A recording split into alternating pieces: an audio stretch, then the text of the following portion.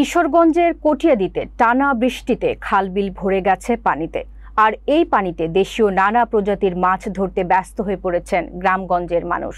আচমিতা ইউনিয়নের চারিপাড়া গ্রামে ভৈরব কিশোরগঞ্জ আঞ্চলিক মহাসড়কের পাশের নালায় নারী পুরুষ ছোট বড় সবার মধ্যে জালে মাছ ধরার হিড়িক লক্ষ্য করা গেছে।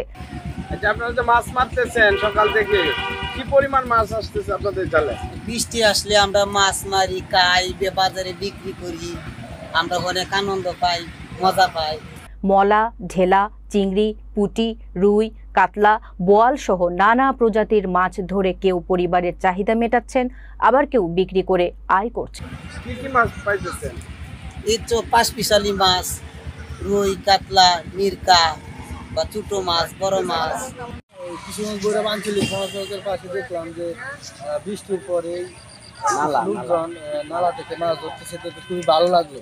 খুবই অত্যন্ত আনন্দের একটা বিষয়। আমি এখানে দাঁড়ালাম, দেখলাম যে বিভিন্ন ধরনের দেশীয় প্রজাতির মাছগুলি কিন্তু তারা ধরছে এবং তারা নিজেদের খাওয়ার জন্য সংরক্ষণ করছে, পাশাপাশি রাস্তার পথচারীদের কাছে কিন্তু বিক্রি করছে।